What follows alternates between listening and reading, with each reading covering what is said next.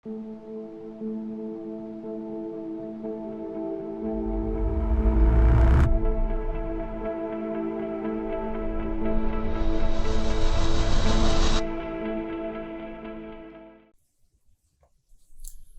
again, Christian greetings to all our valued listeners and viewers throughout the whole world, more particularly to all Shepherd's Rod believers, and most especially to our beloved brothers and sisters in the United States of America. Special greetings to our brethren in Colorado, our brethren in Georgia, our brethren in Kansas, in Fiji Island, in Mexico, Spain, in Africa, to the United Kingdom, and also to our brethren in Australia, and to the rest of the 144,000 living saints scattered abroad. Greetings. May the good Lord bless you, brothers and sisters. So, this is our episode number 3 on the subject, the book of Ezekiel. And Testimonies for the Church, Volume 5, 754.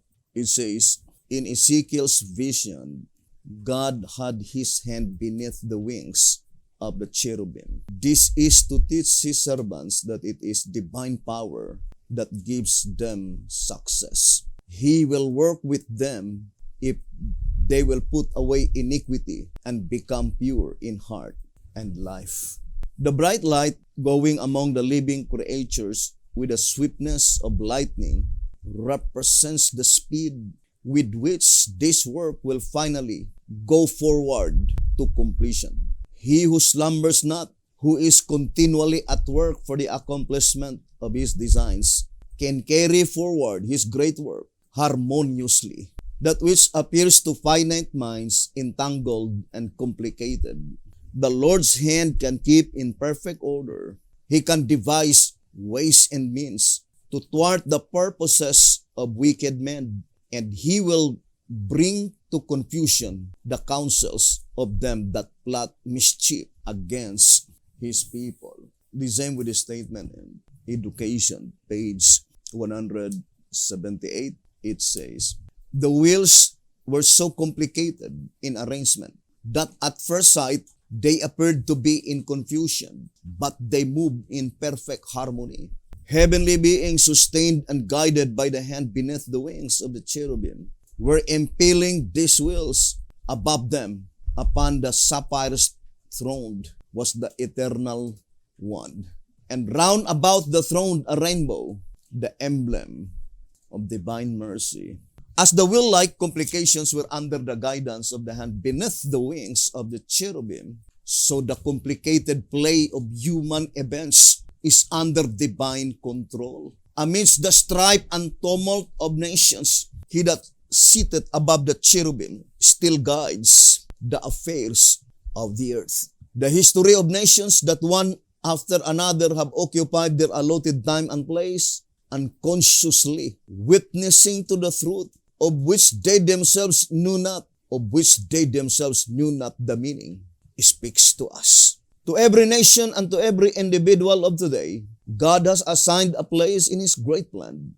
Today, men and nations are being measured by the plummet in the hand of him who makes no mistake. All are by their own choice, deciding their destiny, and God is overruling all for the accomplishment of his purposes. The history which the great I Am has marked out in his word, uniting link after link in the prophetic chain, from eternity in the past to eternity in the future, tells us where we are today in the procession of the ages and what may be expected in the time to come. All that prophecy has foretold as coming to pass until the present time has been traced on the pages of history, and we may be assured that all which is yet to come will be fulfilled in its order. Education, page 178. Now, I would like to read 1SR Pocket Edition on page 57. 1SR Pocket Edition, page 57. It says, explain the cause the reason, the significance of former things. He demands, tell us what do they mean? What are they for? Can you predict the future by the past? Be it good or be it bad? Exhibit divine power if you can. In 2TG number 9, page 14, it says, still taken from Isaiah 41, verse 20 to verse 24. 2TG number 9, page 14. Here is a challenge to all our adversaries. Here is a challenge to all our adversaries. Let them tell you what shall happen hereafter if they can. Or let them tell the past if they will. God challenges them. Thus they may now know that they are as nothing. And those who choose to follow them, even they shall be an abomination to him. So I would like to read again. It says, here is a challenge to all our adversaries. Let them tell you what shall happen hereafter if they can. What will happen 2021? Hereafter 2020. What will happen in 2022 if they can? Or let them tell the past if they will. God challenges them.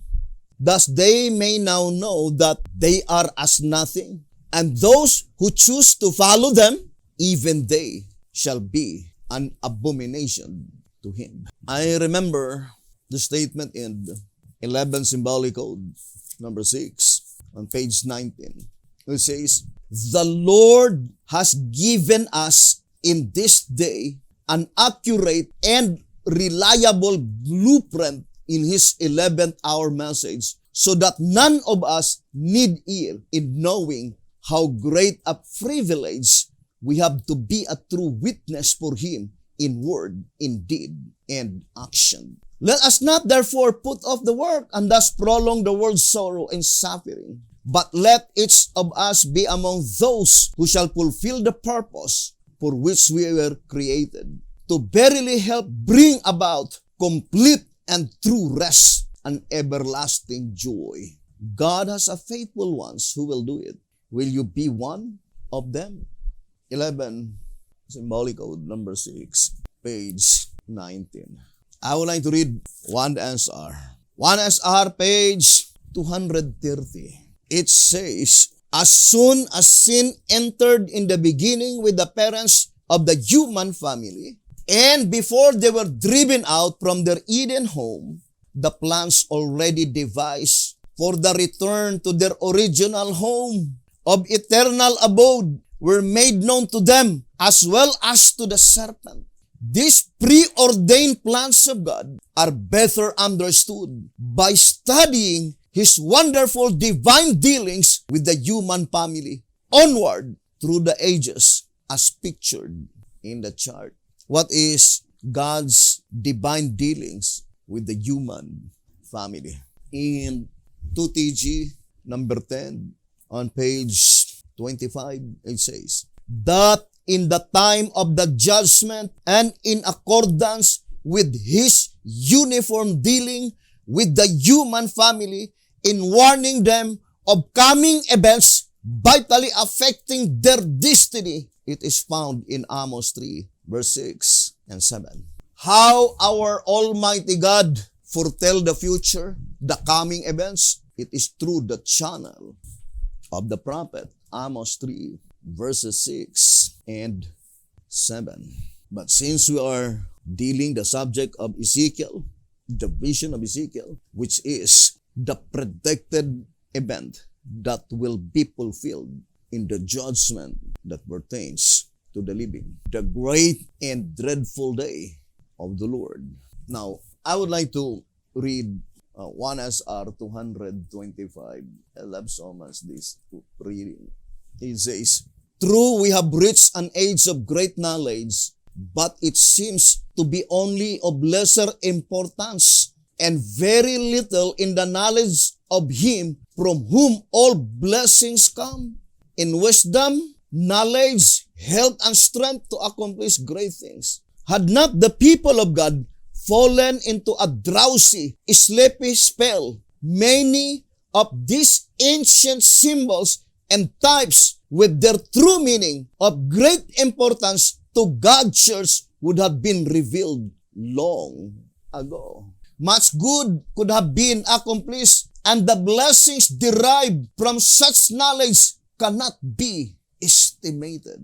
While the world is making rapid progress in human wisdom and wicked devices, God's people have made no great advancement for the better in any line. For years, we had been retracting from Him who is the source of all true wisdom. But thank God, God had promised in Revelation chapter 1, verse 1, that God will show to His people what will happen hereafter according to the voice of inspiration. I would like to read this reading in one is our pocket edition on page, I think it is page 60. It says, having glanced through these three church periods with their varied priesthoods, we now come to the second phase of the typology. And this we shall quickly and even more realistically see as we now review the typological drama of the ages with the aid of the accompanying chart, which graphically unveils the advancing truth and urges our compliance with it. 1SR, page 60, hoping that we will be impelled in compliance with it. There are many wonders in the Bible. The Shepherds declared clearly in 1SR Pocket Edition on page 37, saying that the Bible reveals its tremendous truths in diverse ways, in numerics, in symbols, in figures, in parables, and allegories, in dreams and visions, in types and providences. That is how God revealed the wondrous structure of redemption. And 1SR Pocket Edition on page 56, it says, the eye focused to the light of heaven. So to the people by which their eye is focused to the light of heaven, sees that Jehovah God, the super artist, has employed in the scriptures every method known to mankind by which to unfold the wondrous structure of redemption. Wondrous structure of redemption. Now, I would like to read again that statement. Let me see. Let's read that statement written by Waggoner, if you still remember, concerning the book of Ezekiel. It says here, although we read it several times, but I will not be weary in reading this statement. It says here, let's read again. And to minimize time, I would like to read the portion saying, the plain facts of the gospel are always the same and must never be lost sight of.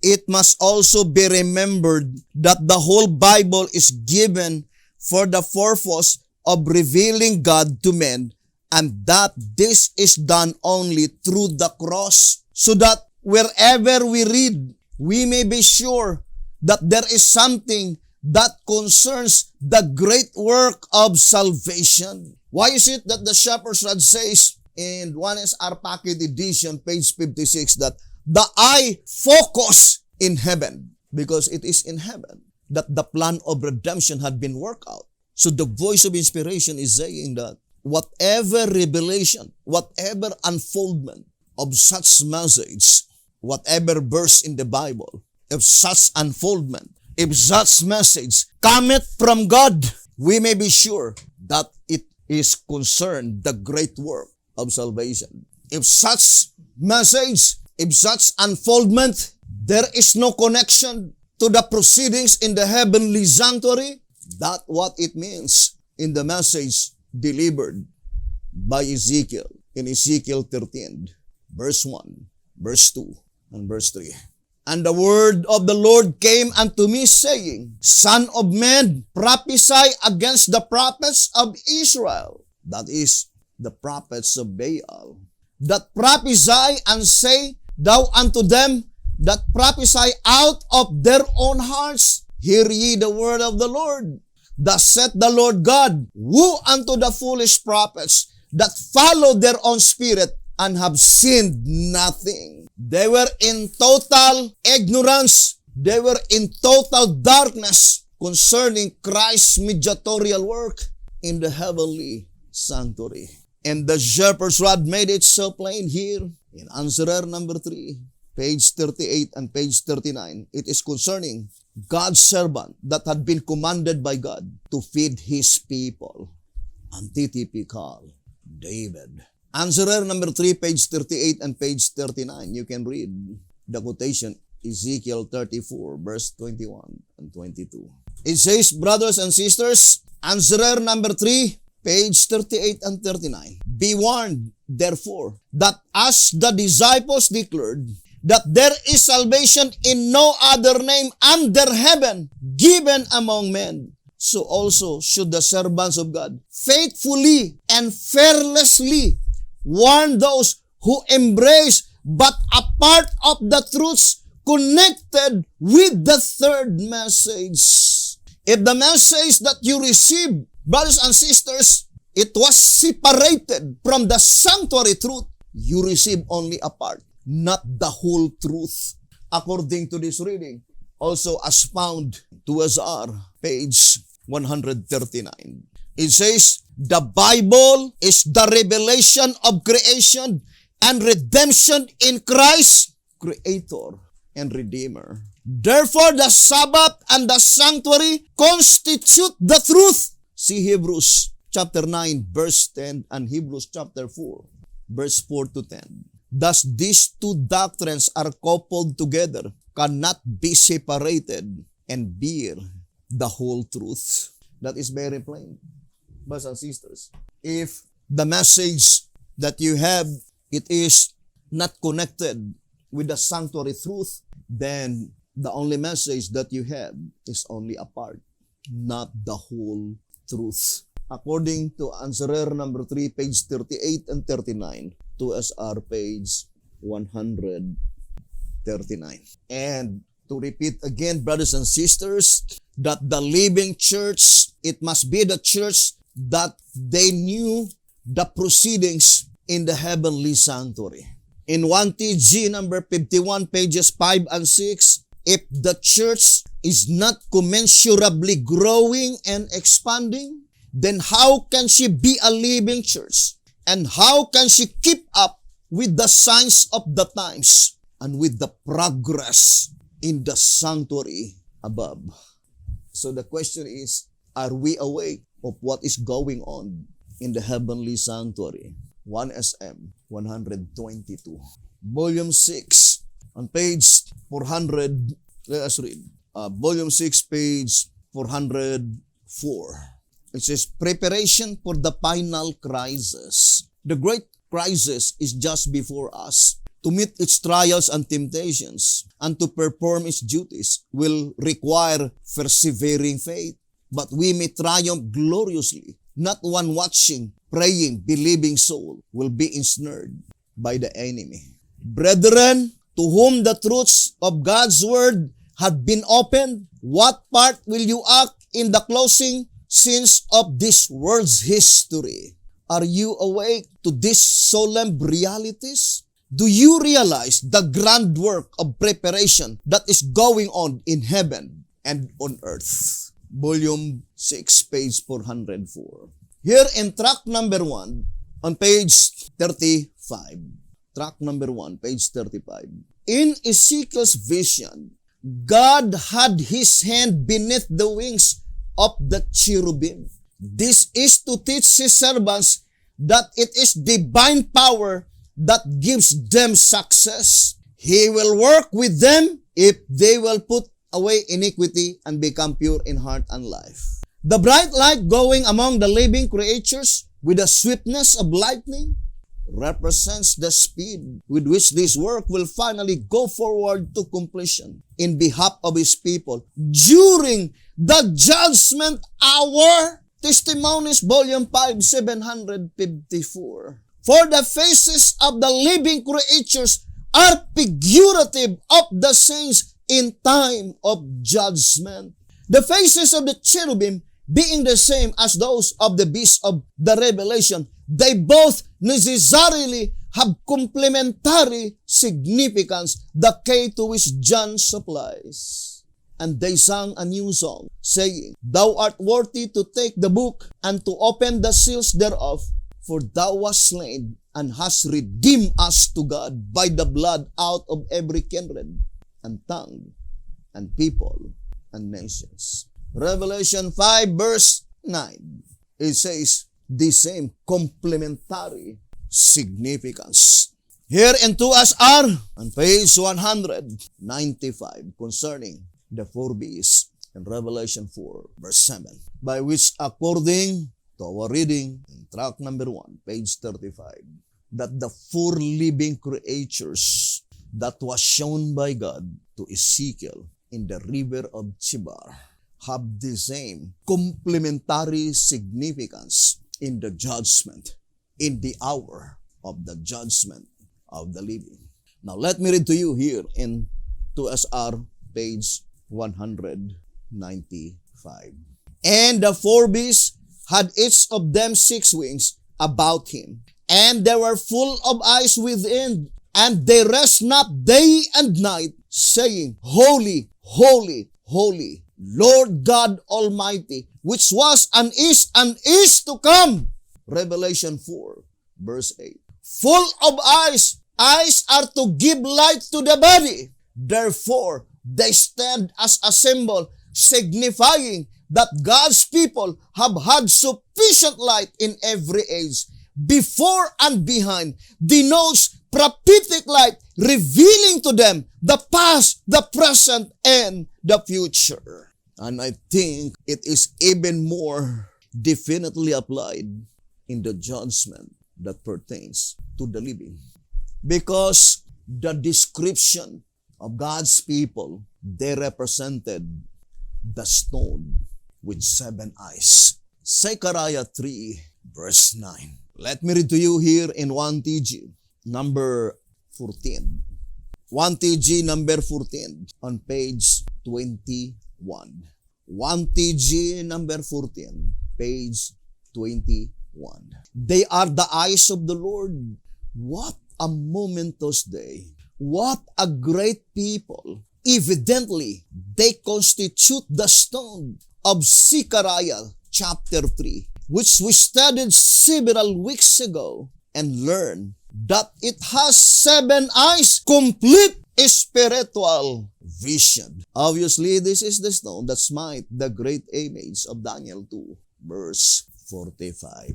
What is the description of God's people in the judgment that pertains to the living? They were represented by the stone having 7 eyes, meaning complete spiritual vision, full of eyes. 2SR 195. Meaning, they knew the past, they knew the present, they knew the future. And that is the light from the sanctuary. It says here in the Great Controversy on page 423, light from the sanctuary illumine the past, the present, and the future. No wonder why the shepherd's rod declared clearly that the plan of redemption is revealed through the sanctuary construction and service. 2SR 187. Because through the light of the sanctuary revealed the past, the present, and the future. Brothers and sisters, one of the significance why Jesus Christ followed in the parable of Matthew 20, 3 hours schedule is to present to His church the exact time of her history by periods. I would like to read 2SR 237. It says, the reason He has followed that particular rule is to present to His church the exact time of her history by periods. The exact time of her history by periods. What is the significance? Why is it, brothers and sisters, that God places in the symbolization 6 wings to the four beasts. Now let us read. 2SR page 195 and page 196. As the wings of the lion and also of the four-headed leopard beast. The last part in 2SR 195. It says, as the wings of the lion and also of the four-headed leopard beast, Babylon and Grecia represent numbers of periods as previously explained on pages 33 to 42. Then they must stand for the same on this beast, the four beasts. They are to point out the seal under which the judgment began, the sixth seal, therefore 6 wings. The Lord God Almighty, which was and is to come. That is, God before the judgment, in the time of the judgment, and after the judgment. 2SR page 195 and 2SR 196. If the four living creatures in the vision of Ezekiel, as declared by the shepherd's rod, in tract number 1, page 35, have the same complementary significance, then the symbolization of the four wings of the four living creatures must stand the same as what? The significance of the four beasts in Revelation 4, verse 7. That we can easily understand that in Matthew 20, there are only 5 distinct calls. 5 distinct calls. Therefore, we can easily understand that the four wings of the four living creatures indicates that the fifth call, the exact period of the fifth call, the 11th hour, the worshippers in Revelation 11 verse 1 must be after the proceedings of these four brothers and sisters.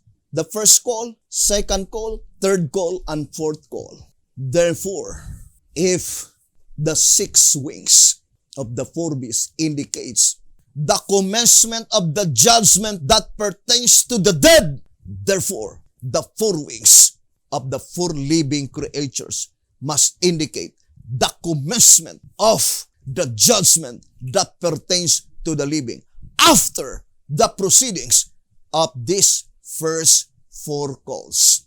The first call, the second call, the third call, and the fourth call. Now let us ponder deeply, brothers and sisters. Now I would like to read again tract number 15 on page 13. Both seers distinctly declare that the event which they saw was the judgment. The difference between the two scenes is that Daniel was led to look into the sanctuary while preparations were being made for the judgment to convene. Whereas John was led to look into the sanctuary after the judgment had been set up. In fact, John not only saw the judgment in progress, but he saw the whole proceeding from start to finish. I think that is not difficult to understand. The entire book of Revelation portray the entire proceedings in the heavenly sanctuary from start to finish. Therefore, to understand the book of Revelation is to have the complete information to the entire proceedings that occurred in the heavenly sanctuary from start to finish. I would like to read to TG 44, and I really wondered why the Bedean is, instead of being glad that we are being informed by God, the entire proceedings in the heavenly sanctuary, they were very angry. Would you think that spirit did not originate from Satan? It is Satan that want God's people to be in ignorance of Christ's mediatorial work in the heavenly sanctuary. According to the Great Controversy, 518, and also in White House Recruiter, page 31 and 32, Satan is determined to keep God's people in darkness concerning timely truth. And what more damaging darkness than to keep them in ignorance concerning the proceedings in the heavenly sanctuary while their judgment is pending. None. Absolutely none. Now, I would like to read 2TJ 44 pages 30 and 31. It says, we as Christians have obviously failed to note that the secret things of God matter not how simple, were to be unsealed at any time by anyone. Inspiration would never in the first place have canceled them in symbols and parables. Christendom is still blind to the fact that to attempt to break into the mysteries of God would be to attempt to defeat His purposes. Yes, to try to break into the divine code is to try the impossible. For example, even when the time did come for the book sealed with 7 seals to be unsealed, Revelation 4 and 5, no one in heaven nor on earth was able to do so, but only the Lion of the tribe of Judah could break the seals and look into the things which afterwards were shown to John the Revelator. And though John wrote them, he himself could not before time explain them. Then how can we do such before time and without the inspiration of the same Spirit who indicted them? 2TJ 44, page 30 and 31. Brethren, of all the truths ever recorded in the Bible, one which is, there is a divine code that nobody can break. That divine code is the proceedings in the heavenly sanctuary. That even the devil cannot do such thing. Let us read 2TJ 24, page 16. Are not these tests strong enough to convince any of you that the secret things of God, such as canceled prophecies, are not disclosed by finite men? No, not by the devil either. Guaranteed by God, even the devil cannot explain anything what is going on in the heavenly sanctuary. Can you imagine when God gave knowledge to His servant that the proceedings in the heavenly sanctuary commenced in October 22, 1844? And from that time onwards, nobody had been able to explain. Just the only information that the proceedings commenced in October 22, 1844, and that is all. That even the devil had never been able to counterfeit such revelation because it was fully guarded, fully protected by God, because that is the most sacred, the plan of redemption.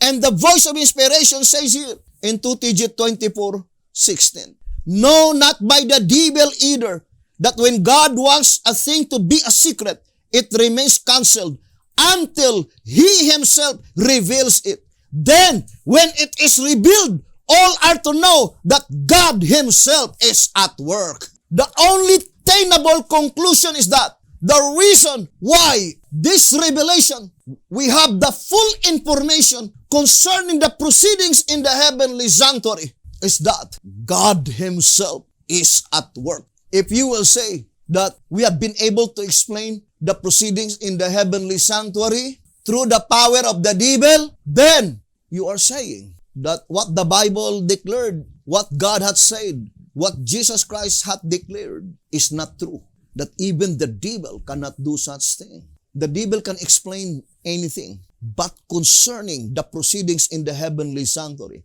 fully protected by God, fully guarded by God, no one can explain it unless through the Spirit of Christ. That's what it means in Revelation chapter 5. I would like to read the declaration given in the Bible. Revelation chapter 5. It says here, Revelation chapter 5, from verse 1 to verse 5. And I saw in the right hand of Him that sat on the throne a book written within and on the backside sealed with 7 seals. And I saw a strong angel proclaiming with a loud voice, who is worthy to open the book and to loose the seals thereof?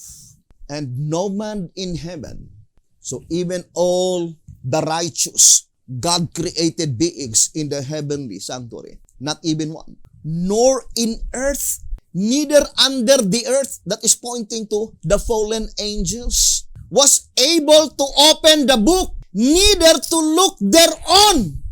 If you only believe what the Bible hath declared, you will no longer question why we have that full information concerning the entire proceedings in the heavenly sanctuary because God Himself is declaring the absolute impossibility that anyone could explain the proceedings in the heavenly sanctuary except through the Lamb of God, except through the Lion in the tribe of Judah, except through the Spirit of Christ. My dear brothers and sisters, although it was predicted beforehand that when such event, the unfolding of the truth, I would like to read tract number 1, page 24. Tract number 1, page 24. These solemn words may each lay well to heart, and may none let the enemy beguile them with good words and fair speeches on this life and death matter. Fix in your mind the fact that Christ rising up from His mediatorial work cannot be after probation has closed. For note carefully, He is to rise up during the unfolding of truth. And what God's people are doing during that period of time is here in answerer number 2 on page 68. Answerer number 2, page 68. Viewing the question in the light of both statements, we see that Christ leaves the sanctuary at a certain time in the unrolling of the scroll. Coming to the church, He finds her not spotless and ready to meet Him, but deep in sin, yet self-complacently feeding upon the errors, faults, and mistakes of others.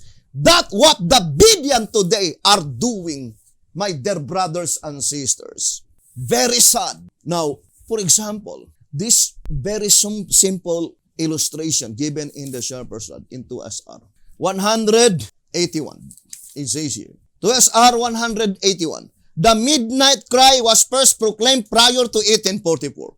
And the coming of the bridegroom was Christ coming to the most holy place in the heavenly sanctuary for the investigative judgment of the saints. The investigation being in 2 sections. First, the judgment for the dead, and the second for the living.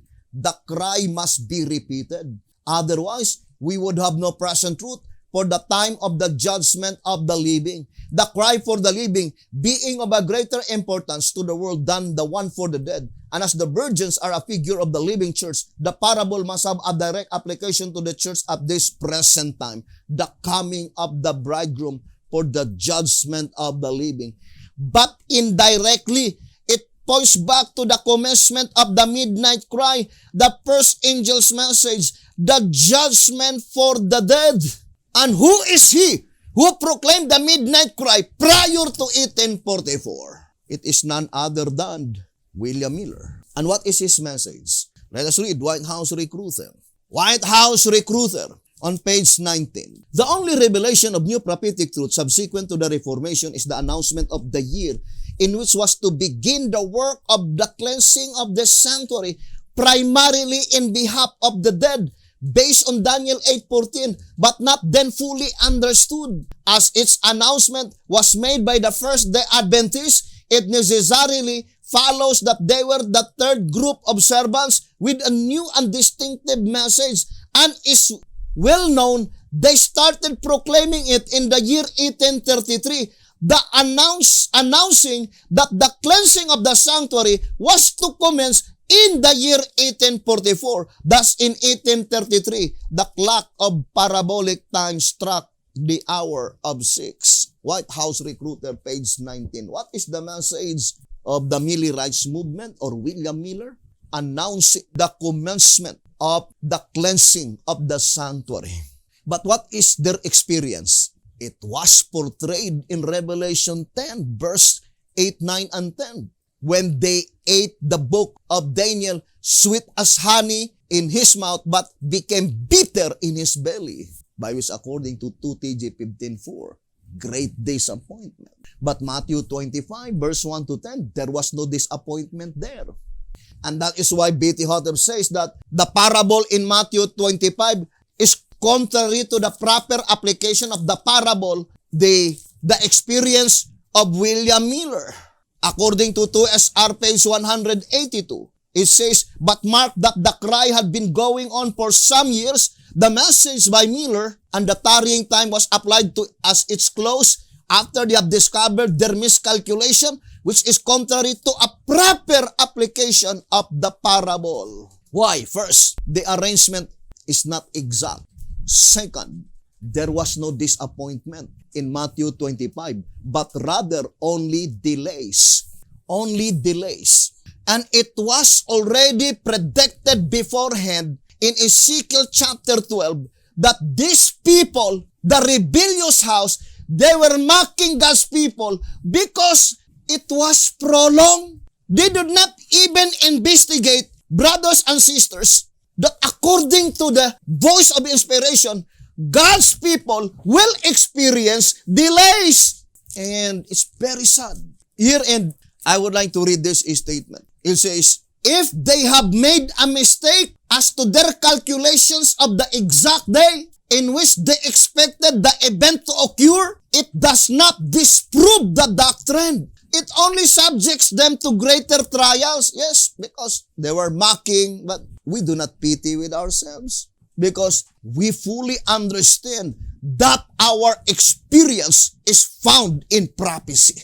If they had made a mistake as to their calculation of the exact day in which they expected the event to occur, it does not disprove the doctrine. It only subjects them to greater trials and urges them to exhort one another, and so much the more as they see the day approaching. The only time sitting that had been prohibited in the Bible, in the Spirit of Prophecy, and in the Shepherd's Rod publications, it is concerning the visible coming of Jesus Christ, but not the judgment. Think it thoroughly, brothers and sisters. We, the Bijan, in reality are not studying the Shepherd's Rod.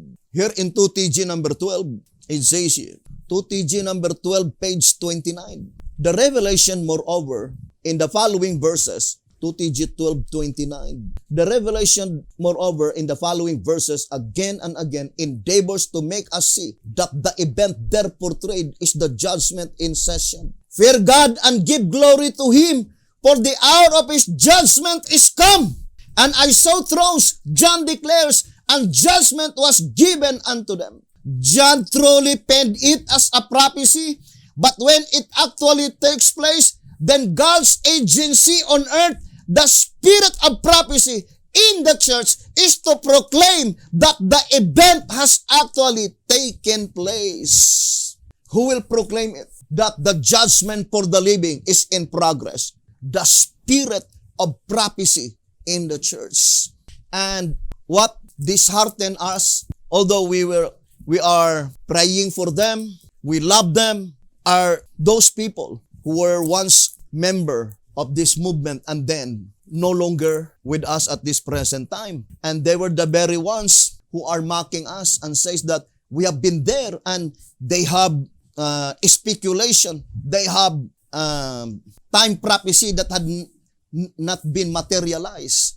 Although at the time when we saw in the Bibles for prophecy that there is an apparent delay, brothers and sisters, at the time when we found it, we are more strengthened because our experience is found in the prophecy. I would like to read this reading. It says,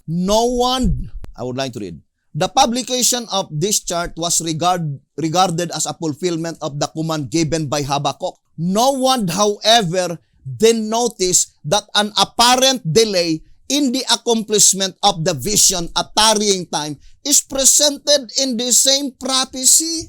That is Great Controversy 392. Let's read Great Controversy. That is very plain. And why is it that? I would like to read. The Great Controversy 392. It says, no one, however, then noticed that an apparent delay in the accomplishment of the vision, a tarrying time, is presented in the same prophecy. Who purposed such delay? It is God.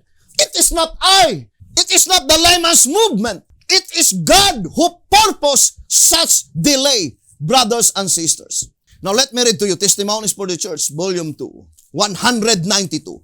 Testimonies for the Church, Volume 2, 192. We fully believe that the company that was shown by God to the vision of the prophet, this is our experience. Let me read to you and ponder deeply, brothers and sisters. It says here, a company was presented before me. It did not say companies. One group of people. A company was presented before me in contrast to the one described. They were waiting and watching. Their eyes were directed heavenward, and the words of their master were upon their lips. What I say unto you, I say unto all, watch. Watch ye therefore, for ye know not when the master of the house cometh, at even or at midnight or at the cock crowing or in the morning, lest coming suddenly he find you sleeping. Then it says, the Lord intimates a delay before the morning finally dawns.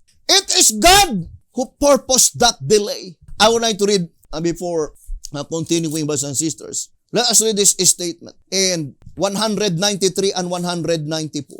I saw that watch after watch was in the past. Because of this, should there be a lack of vigilance? Oh no. There is the greater necessity of unceasing watchfulness. For now the moments are fewer than before the passing of the first watch. Now the period of waiting is necessarily shorter than at first. If we watch with unabated vigilance, then how much more need of double watchfulness in the second watch? The passing of the second watch has brought us to the third, and now it is inexcusable to abate our watchfulness. The third watch calls for threefold earnestness. To become impatient now would be to lose all our earnest, persevering, watching heretofore. The long night of gloom is trying, but the morning is deferred in mercy. Because if the master should come, so many would be found unready. You see, if God did not delay, there are many will be found unready.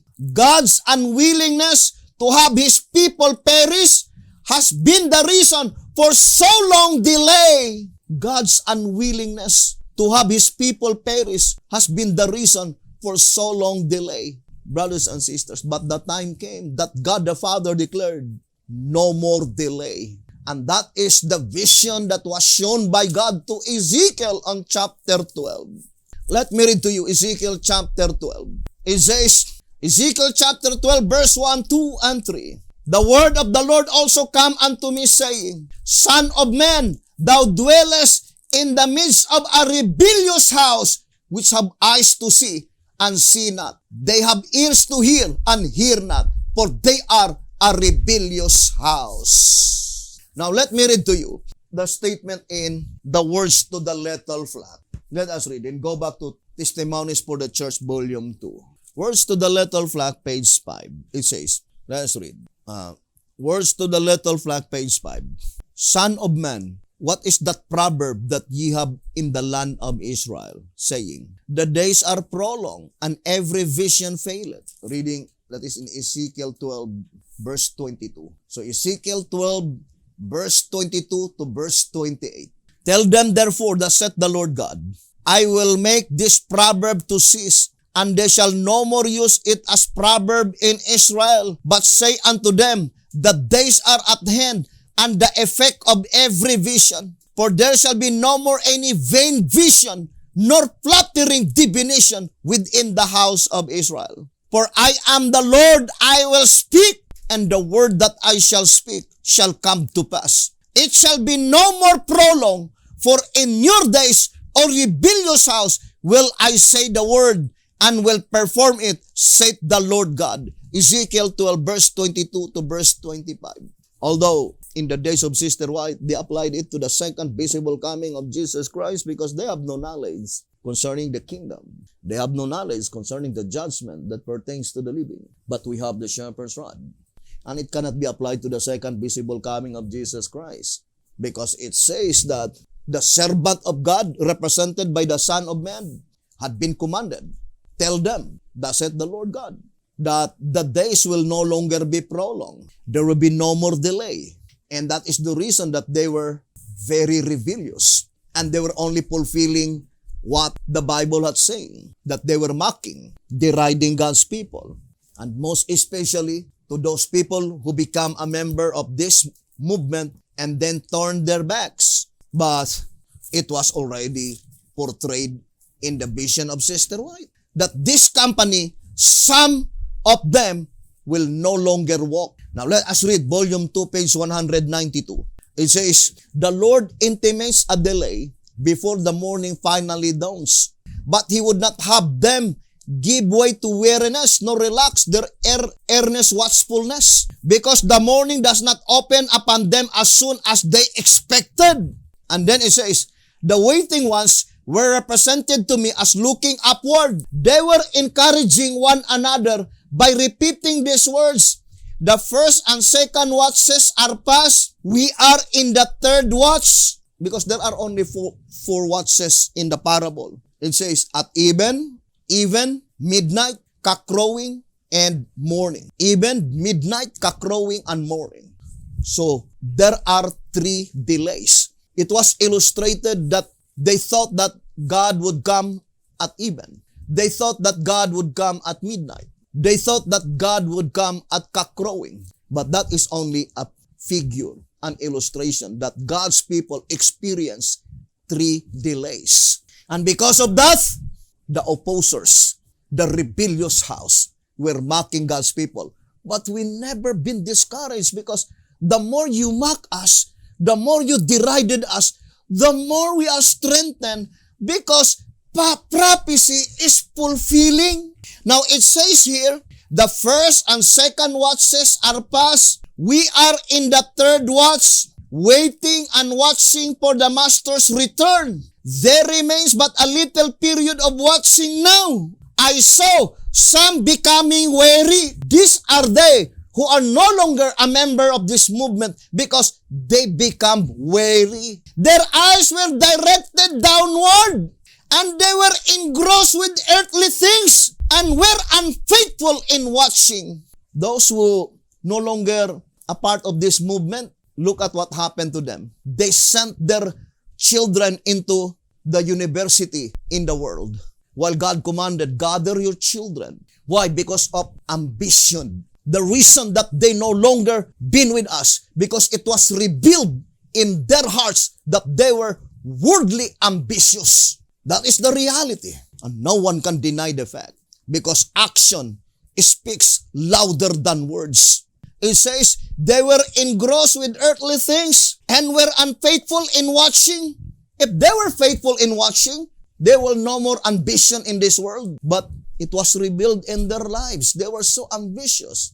They want to become somebody. I remember the Voice of Inspiration here and Testimonies for the Church, Volume 5.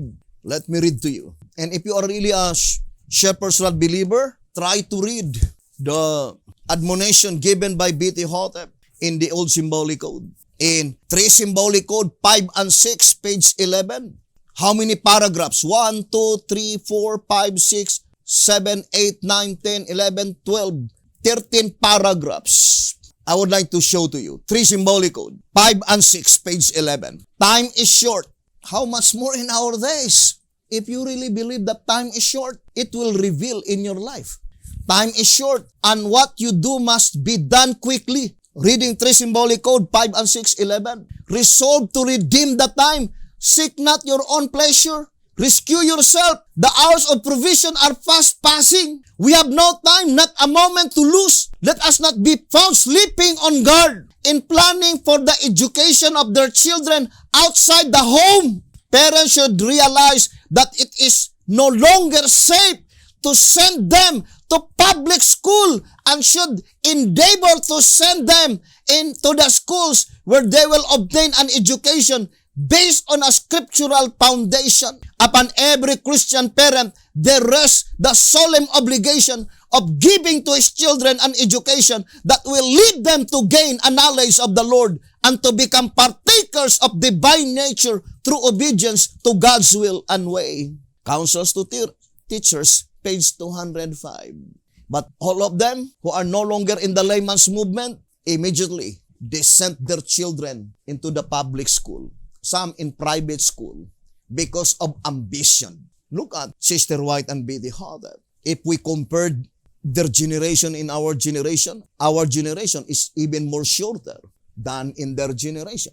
And it says, next paragraph, our children should be removed from the evil influences of the public school and place where thoroughly converted teachers may educate them in the Holy Scriptures. Thus, students will be taught to make the Word of God the grand rule of their lives. Counsels to Teachers, page 204. In sending children to the public schools, parents are placing them under demoralizing influences that injure the morals and habits. In such surroundings, children often receive instruction that trains them to the enemies of Christ. They lose sight of piety and virtue.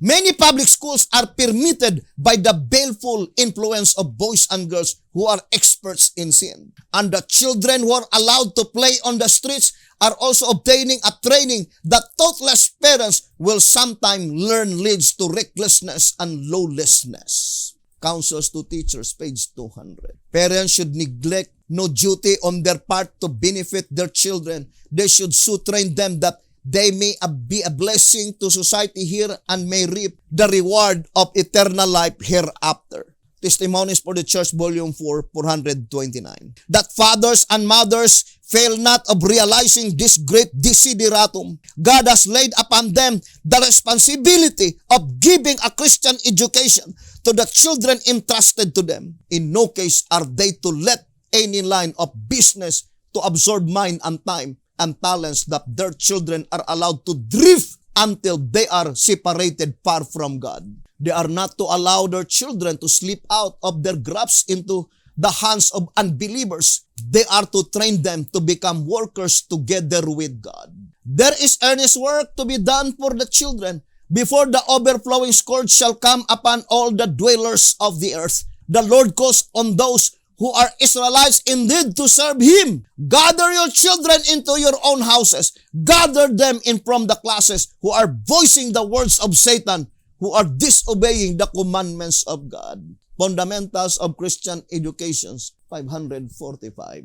This experience of the Israelites was written for the instruction of those who should live in the last days. Before the overflowing scourge shall come upon the dwellers of the earth, the Lord calls upon all who are Israelites indeed to prepare for that event. To parents, He sends the warning cry, gather your children into your own houses. Gather them away from those who are disregarding the commandments of God, who are teaching and practicing evil. Testimonies for the Church, Volume 6, page 195. In God, in His providence, has established a school among our own people at Mount Carmel, and if in place of sending your children where they would be in the society and under the influence of those who love the truth, you place them in a worldly class who have no respect for God or His law. I ask you, how you expect the Lord will work to counteract the evil influence that must surround them and which you have voluntarily chosen? Will you commission His angels to do the work which He has left for you to do? God does not work in that way. He expects us to follow the light He has given in His word. When God was about to smite the firstborn of Egypt, He commanded the Israelites to gather their children from among the Egyptians into their own dwellings and strike their doorposts with blood, that the destroying angel might see it and pass over their homes. It was the work of parents to gather in their children. This is your work. This is my work and the work of every mother who believes the truth. The angel is to place a mark upon the forehead of all who are separated from sin and sinners, and the destroying angel will follow to slay utterly both old and young. Oh, before it is forever too late, may the Spirit of God with mighty force send home to the hearts of parents these fearful facts, that they may quickly arouse from their long stupor and fight for the lives of their children by placing them where God can save them. 3 Symbolic Code 5 and 6, page 11. The statement here in if God in His providence has established a school, it was quoted in Volume 5, 505. Sister White applied it in her lifetime in the School of the Seventh-day Adventist Church. B.T. Hotep quoted this statement, although it was applied by Sister White to the Seventh-day Adventist School, but B.T. Hotep applied it to Mount Carmel in his days. Therefore, the statement cannot be limited. It must be applied, brothers and sisters, more particularly in the last days, by which they will be learning from the school of the prophet. Now, it says, let's continue reading in volume 2, 192.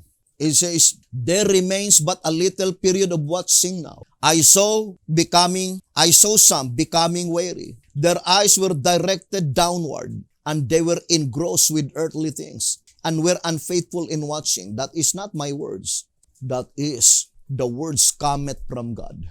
That the only reason that these people, in reality, abandon the layman's movement because of earthly things. It because they direct their eyes downward, according to the vision of the prophet. And then it says, they were saying, in the first watch, we expected our master, but were disappointed. Only they that had been disappointed, because there is an ambition in their hearts, but not to the faithful. Then they say, we thought surely he would come in the second watch, but that passed and he came not. We may be again disappointed. That is the testimony, according to the vision of Sister White, and that's what they are doing now. They are only fulfilling the vision of Sister White. So the more this group of people, or these people that abandoned the layman's movement, that they were saying that they will be disappointed, they were only fulfilling the vision of Sister White. And it is only confirmed that the vision of Sister White is absolute reality. It tells the whole truth. And it says, brothers and sisters, we need not be so particular. He may not come in the following watch. We are in the third watch, and now we think it best to lay up our treasure on the earth. That's what they did. They go back to the world, that we may be secure against want. They say that, go to the school so that you will be graduated, that someday you will not be in want. And it says, many were sleeping, stupefied with the cares of this life, and allured by the deceitfulness of riches from their waiting, watching position. Volume 2, page 192. And the prophet says, in volume 5, page 216, it says, now is the time to prepare.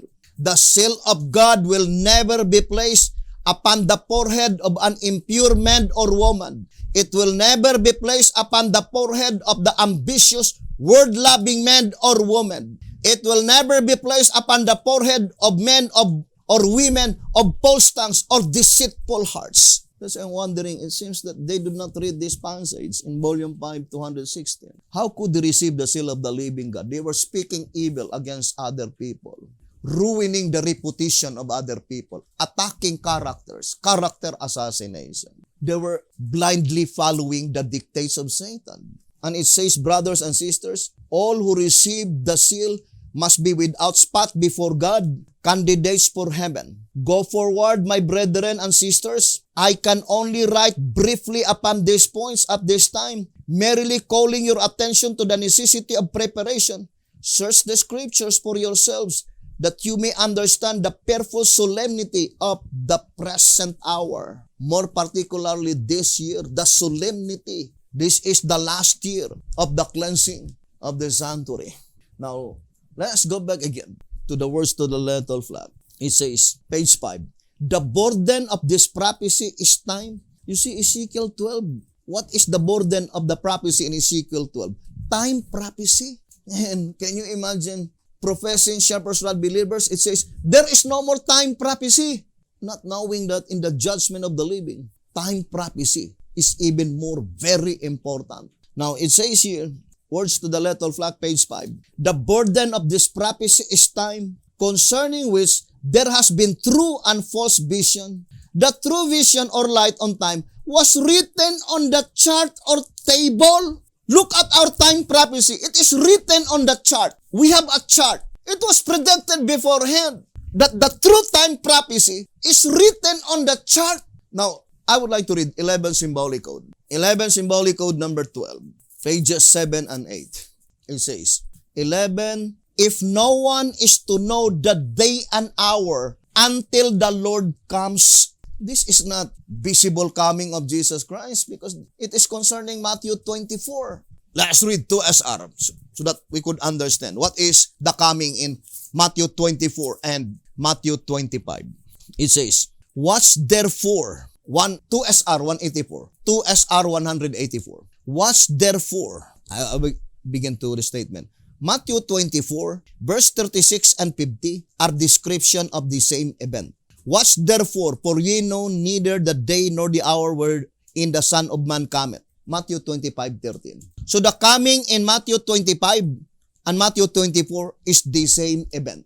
This has reference to the time of the judgment and not of his coming to earth. What is Matthew 25? Coming of the bridegroom. Where? To the most holy place. It is the second invisible coming of Jesus Christ.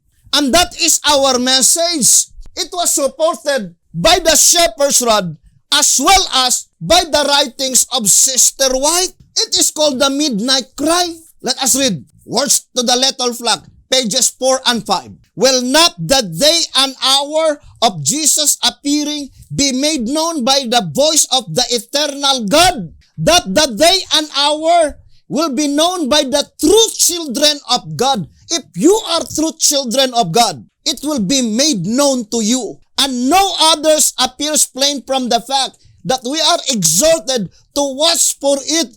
And if we do not watch, Jesus will come on us as a thief, and we shall not know what hour he will come upon us, so that none but those who truly watch and hold fast will know the true time. Here I will introduce a quotation from the true midnight cry. So the time prophecy mentioned in Ezekiel chapter 12 is the midnight cry. What is the midnight cry? 2SR 181, the coming of Christ, the coming of the bridegroom to the most holy place. But in the proclamation of William Miller, that is the first coming of Jesus Christ. But Sister White says, Mark 13, the parable in Mark 13, the parable in Matthew 24, the parable in Matthew 25, is Christ's second coming to the most holy place.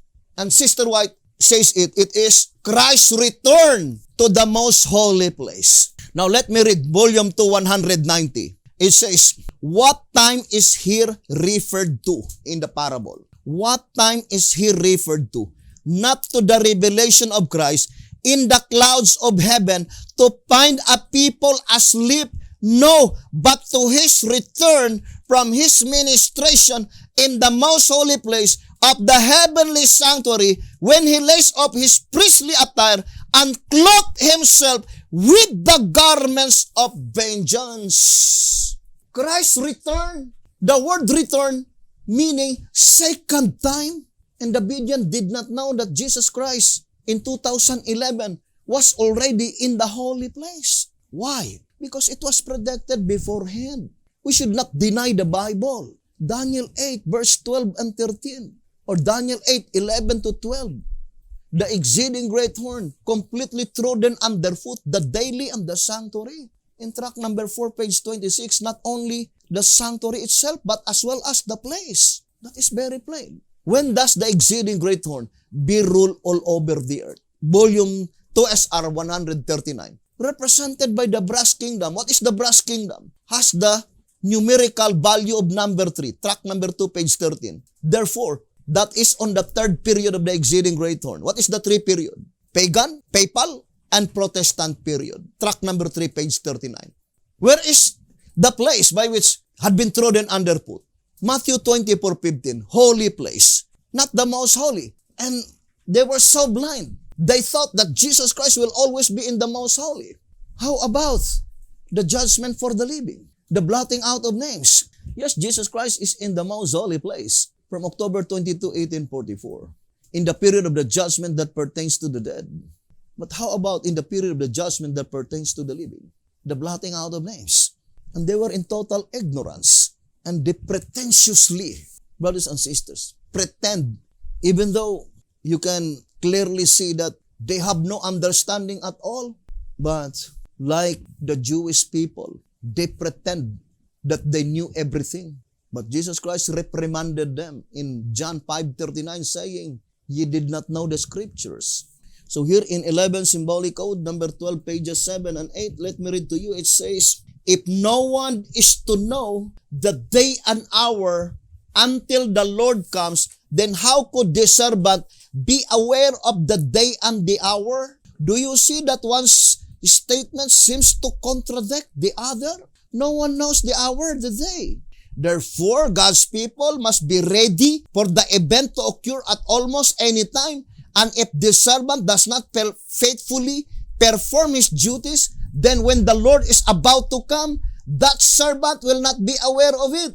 Is that not how you understand these two statements? Up to a certain time, God's people do not know the day and the hour. But if they continue to receive meat in due season, unto whom meat in due season will come. 11 symbolic code 3, page 5. Meat in due season cometh only from God. So if you will continue to receive meat in due season, the time will come. The same with the statement in answerer number 2. Let us read. Answerer number 2, page 23 and 24. Indeed, though the scriptures do say,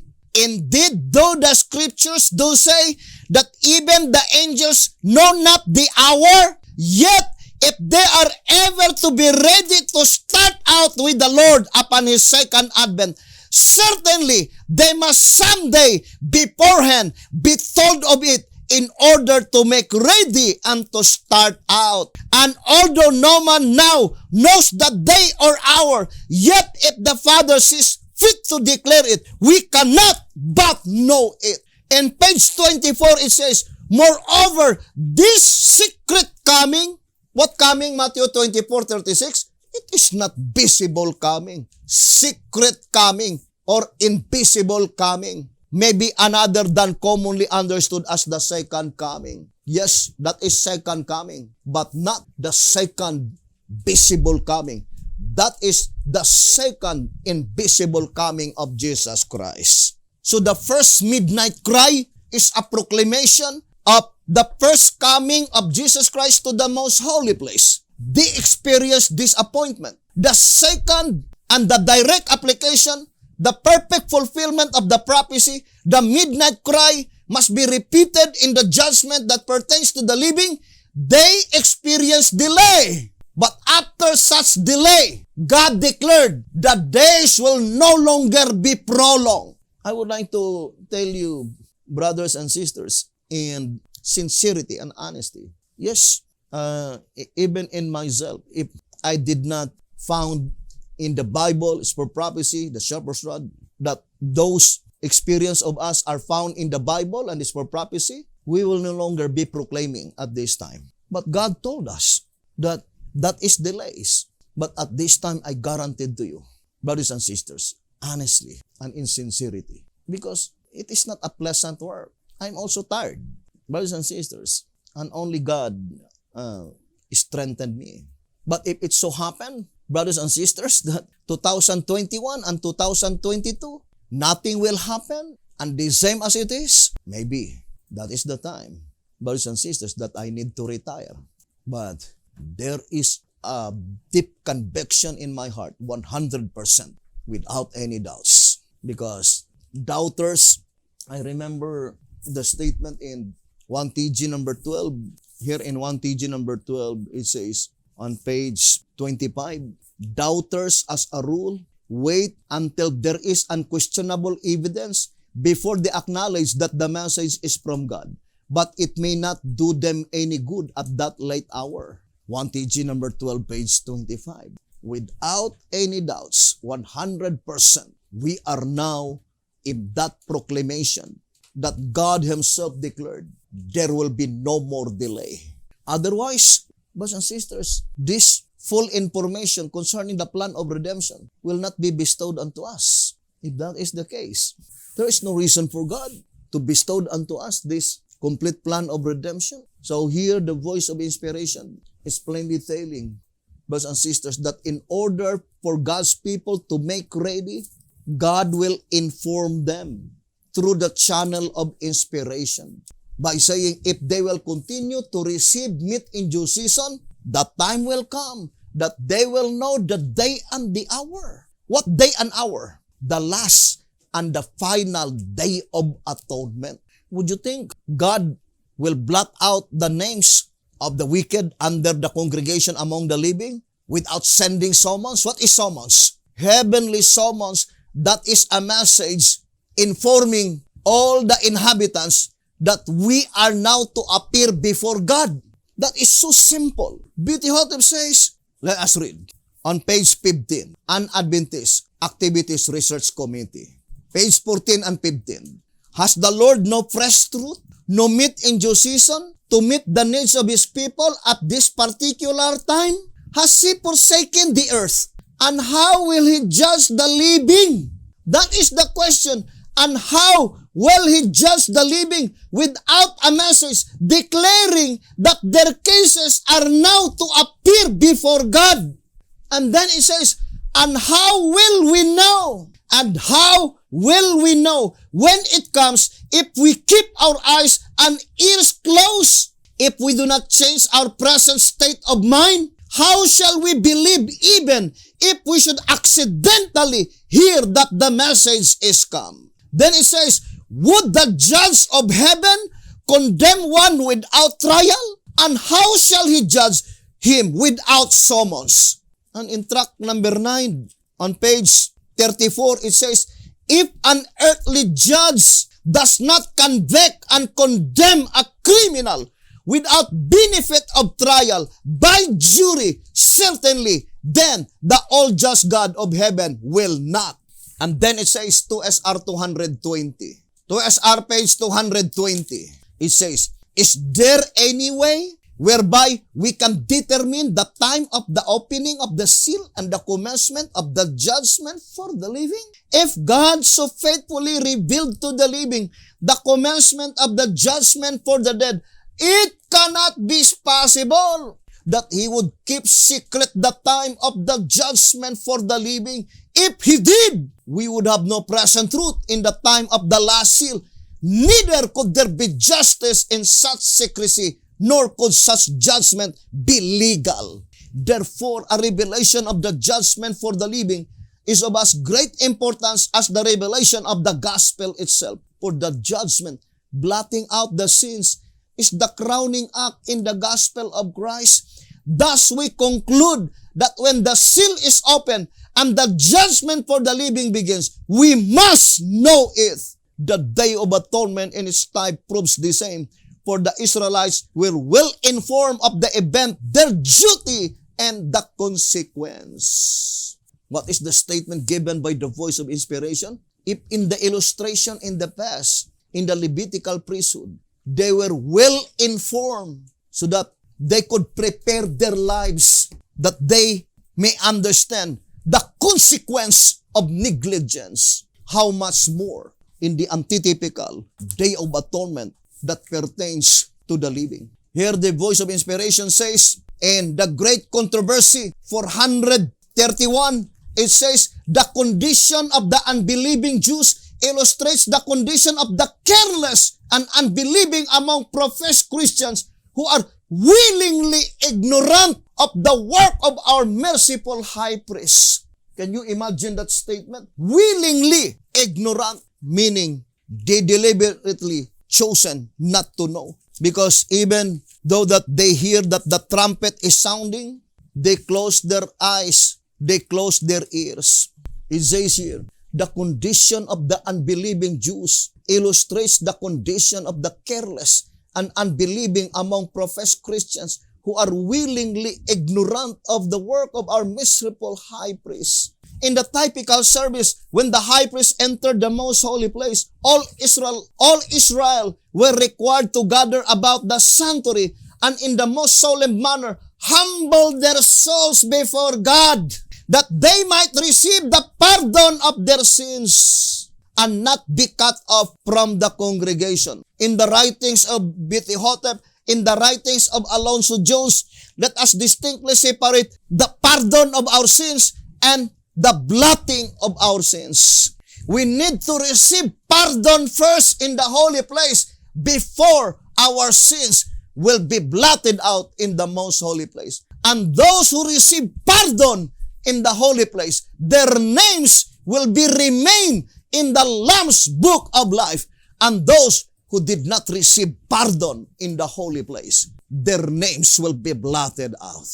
And it says, brothers and sisters, that what it means, that they might receive the pardon of their sins and not be cut off from the congregation, meaning not be blotted out from the books in heaven. How much more? This is the statement given by the Spirit of prophecy. How much more essential in this antitypical Day of Atonement that we understand the work of our high priest and know what duties are required of us. Instead of contemplating the solemnity of the proceedings in the heavenly sanctuary, the obedience at this present time are speaking evil against other people. Can you imagine, brothers and sisters, what will happen to us?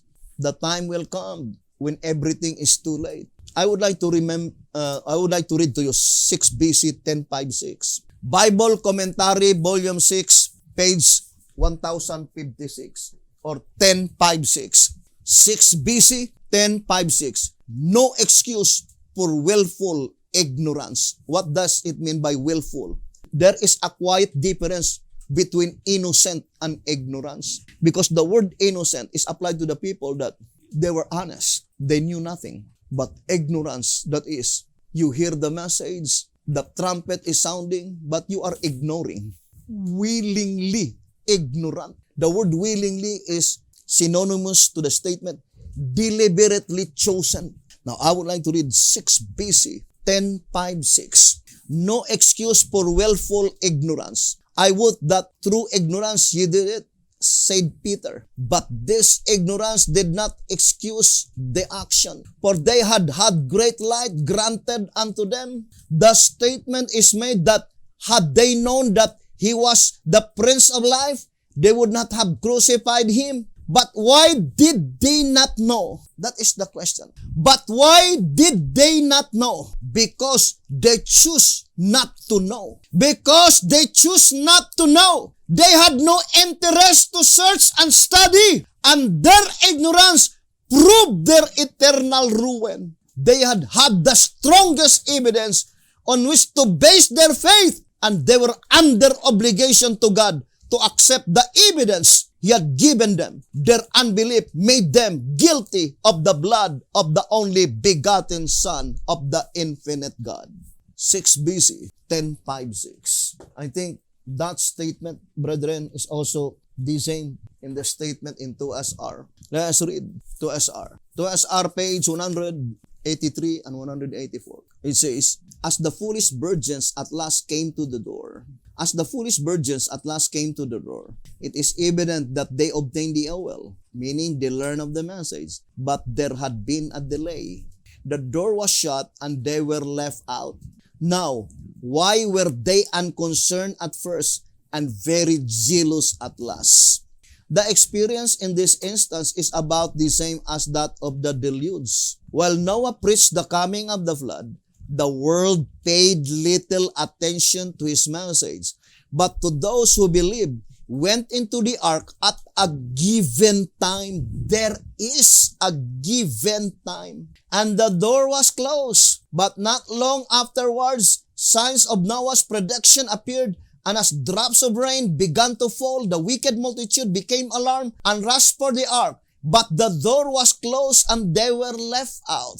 The door that was shut is a symbol showing that provision for the church had closed just shortly after the foolish virgins became alarmed. At last they were willing to pay the price and buy the oil, but it was not a change of heart, only the fear of losing out. Their course of action had left them without the seal. The man with the writer inkhorn had passed them by. What a terrible mistake! What a disappointment! Almost saved, but entirely lost. Do not forget the statement. There was a given time. Now, that is the message of William Miller. That must also be the message, brothers and sisters, of the repetition of the midnight cry. Here in the Great Controversy, it says, in 323, another kind of evidence that vitally affected my mind, he says, was the chronology of the scriptures. And you can see the chronology of the scriptures at the time that we will be finished in studying the book of Ezekiel. And it says, I would like to read in the last portion, it says, the events, you see, I found that predicted events which had been fulfilled in the past often occurred within a given time. Sister White, William Miller, and Brother Hotep declared, there is always a given time. And Sister White called it the open and shut door. And then it says, the events limited by these times were all once only a matter of prophecy and were fulfilled in accordance with the predictions. Brothers and sisters, I think you will not disagree if I will say that of all the history of the church, the last church in the New Testament succession, the 11th-hour church, the church in the last generation of man, they will have more information concerning the plan of redemption than were all the churches in the former ages. B.T. Hotep declared in Jezreel letter number 2, page 2, that in the judgment for the living, the most important, there is no comparison whatsoever to God's people during the judgment that pertains to the dead. And we already proven with fact that the last generation, the people of God in the last days, they will have a complete spiritual vision, more particularly to the proceedings in the heavenly sanctuary. And there are many mysteries in the Bible. Even myself, I remember the statement in volume 8, Testimonies for the Church. I would like to read in 322. It is a wonderful statement. Testimonies for the Church, volume 8, page 322. It says here, wonderful possibilities are open to those who lay hold of the divine assurances of God's word. There are glorious truths to come before the people of God.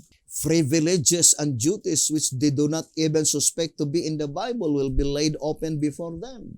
As they follow on in the path of humble obedience, doing His will, they will know more and more of the oracles of God. Volume 8, page 322. And I think that is the same with the statement in track number 14. It says in page 42, track number 14, page 42, it says, whereas those who seek to know themselves and the truth, track number 14, page 42, whereas those who seek to know themselves and the truth are filled with knowledge beyond their expectation. Filled with knowledge beyond their expectation. And that is the promise of God, brothers and sisters, if you are only willing and honest. And I would like to show to you this typology, although I could relate only just little because the time is no longer will no longer permit us. So pay 200. So we can send to you this typology. Would you think from 1844 or 1845, 1929, 1930, 85 years? Of course, that is the call of Sister White to the call of B.T. Hotep.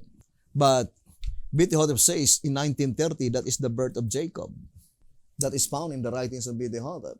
And brothers and sisters, that 1921 BC, this is the call of Abraham to the birth of Jacob. That is also 85 years. So there is a parallelism, the call of Sister White and the call of Abraham. The call of Sister White to the birth of Jacob, 85 years. The call of Abraham to the birth of Jacob, 85 years. Would you think that is just a mere happenstance? From the call of Abraham to the birth of Isaac, that is 25 years. And I do fully believe, from the call of B.T. Hotep from 1929, 1930 to 1955, 25 years, I do fully believe that there must be God's people represented by Isaac that was born at that time. But all of them are only partial fulfillment of the prophecy, the groundwork. Would you think God called Ezekiel within 25 years, gave message to Ezekiel, and also to B.T. Hotep within 25 years is just a mere happenstance? 1929 is pattern number 6. 1955 is also pattern number 5. The same pattern. Would you think it is just a mere happenstance, brothers and sisters? Now, how about, brothers and sisters, Joshua led God's people 25 years, then he died. BT-Hotep, antitypical Joshua, guided his people 25 years, then died in 1955. You think that is just a mere happenstance? Think it thoroughly, brothers and sisters. Can you predict the future by the past? Yes, if you are honest and sincere. The future events, it was already pictured. What is the statement in 1SR? It was already pictured in the chart. What chart? The type. We can understand the future by dwelling on the types as stated by the Shepherd's Rod. Although there are many illustrations there, but we will continue that on our next episode. So, brothers and sisters, to repeat again, God gave messages to ancient Ezekiel only for 25 years.